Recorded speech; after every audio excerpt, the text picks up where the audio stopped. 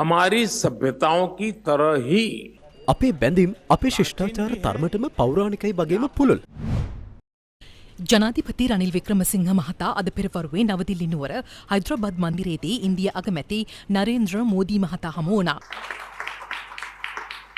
ද්විපාර්ශ්වික සාකච්ඡා වටයකින් පසුව ත්‍රිකුණාමලය ජාතික සහ කලාපීය කාර්මික බලශක්තිය සහ ආර්ථික ක්‍රියාකාරකම් මධ්‍යස්ථානයක් ලෙස අන්‍යෝන්‍ය අවබෝධය මත පදනම්ව සංවර්ධනය කිරීමට අදාළ ගිවිසුම හුවමාරු කර ගැනුණේ නායකින් දෙදෙනා ඉදිරිපිටදී. Third, we have the exchange of Memorandum of Cooperation for Economic Development of Projects in the Trincomalee district of Sri Lanka. From the Sri Lankan side, the High Commissioner of Sri Lanka to India, and from the Indian side, Shri Gopal Bagle, High Commissioner of India to Sri Lanka, please.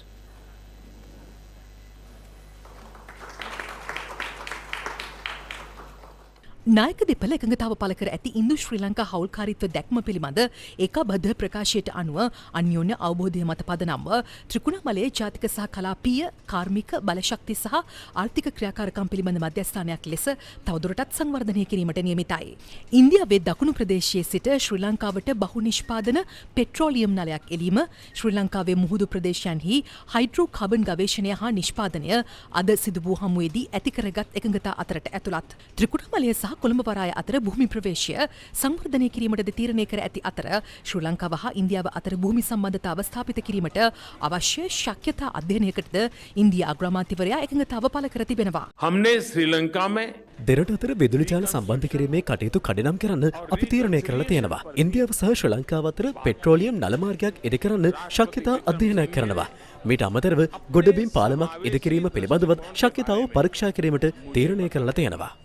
हम आशा करते हैं the development of Trincomalee as an energy hub. ඉන්දියාවේ සහාය ඇතිව ත්‍රිකුණාමලයේ ශ්‍රී ලංකාවේ බලශක්ති කේන්ද්‍රස්ථානයක් ලෙස සංවර්ධනය කිරීම සහ කර්මාන්ත හා අනිකුත් ආර්ථික ක්‍රියාකාරකම් සඳහා ත්‍රිකුණාමලයේ කේන්ද්‍රස්ථානයක් බවට පත්කර ගැනීම ශ්‍රී ලංකාවේ තීරණාත්මක ඉලක්කයක්. ඉන්දියාවේ දකුණු ප්‍රදේශයේ සිට ශ්‍රී ලංකාව දක්වා බහු නිෂ්පාදන khනිජ තෙල් නල මාර්ගයක් ඉදිකිරීම ශ්‍රී ලංකාව වෙත දැරිය හැකි සහ විශ්වාසදායක බලශක්ති සම්පත් සැපයුමක් සහතික කරනු ඇති බව අග්‍රාමාත්‍ය මෝදී සහ මම විශ්වාස කරනවා. And reliable supply of energy resources to Sri Lanka. මේ අතර ඉන්දියා ජාතික ගෙවීම් සංස්ථාව හඳුන්වා දුන් ගෙවීම් පියවීම් පිළිබඳ ජංගම දුරකථන යෙදවුමක් වන UPI හරහා බැංකු ගිණුම් අතර මුදල් හුවමාරු කිරීමටද ශ්‍රී ලංකාව එකඟතාව පළ කර තිබෙනවා. බැංකු ගිණුම් කිහිපයක් එක් ජංගම දුරකථන යෙදුමකට සම්බන්ධ කර ඉන්දිය රුපියල් වලින් එසැනින් ගනුදෙනු කිරීමට මේ තුලින් පහසුකම් සැලසෙනු ඇති.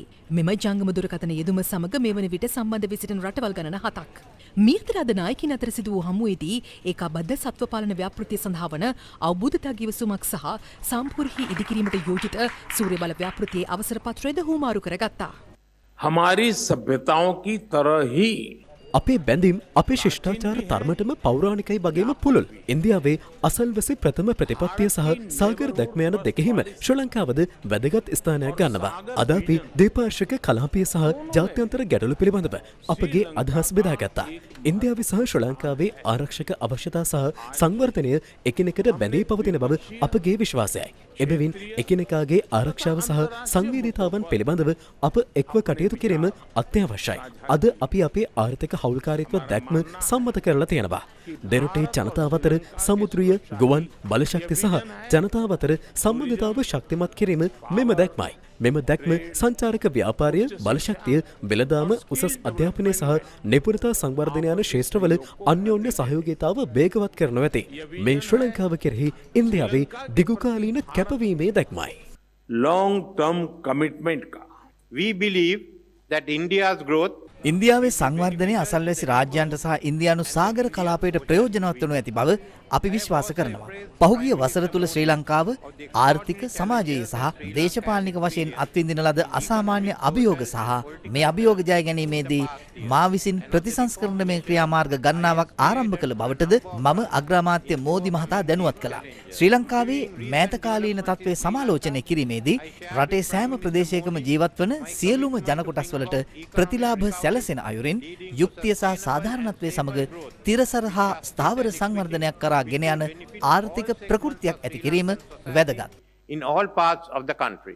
මේ අතර 13 වැනි ආණ්ඩුක්‍රම ව්‍යවස්ථා සංශෝධනය බලාත්මක කිරීමේ අවශ්‍යතාව අවධාරණය කිරීමටද අද පැවති හමුවේදී ඉන්දියා අග්‍රාමාත්‍යවරයා අමතක කළේ නැහැ. हमने श्रीलंका में ශ්‍රී ලංකාවේ ප්‍රතිසංස්කරණය සහ සංහිඳියාව ගැනත් අපි කතා කළා.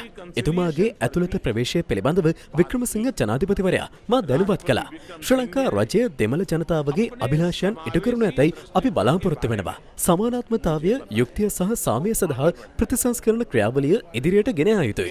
ශ්‍රී ලංකාවේ දෙමළ ප්‍රජාවට ගෞරවාන්විත හා ගෞරවනීය ජීවිතයක් සාධක කිරීම සඳහා 13 වැනි සංශෝධනය ක්‍රියාත්මක කිරීමට සහ පළාත් පාලන මැතිවරණය පැවැත්වීම සඳහා වූ කැපවීම ඉටු කරන්න. और श्रीलंका के तमिल समुदाय के लिए I have explained that I have set Sri Lanka firmly ප්‍රතිසන්ධානය සහ බලය බෙදීමත් උතුරේ සංවර්ධන සැලැස්මේ බහුවිධ අංගයන් තවදුරටත් ඉදිරියට ගෙන යාමත් සඳහා මා පහුගියදා ඉදිරිපත් කළ විස්තීර්ණ යෝජනාවලිය පිළිබඳව මම එතුමා සමග සාකච්ඡා කළා. මේ ක්‍රියාමාර්ග සම්බන්ධයෙන් සම්මුතියකින් යුතුව සහ ජාතික සමගිය වෙනුවෙන් කටයුතු කරන ලෙස මම පාර්ලිමේන්තුවේ සියලුම පක්ෂ නායකයන්ට ආරාධනා කර තිබෙනවා. and national unity on these measures.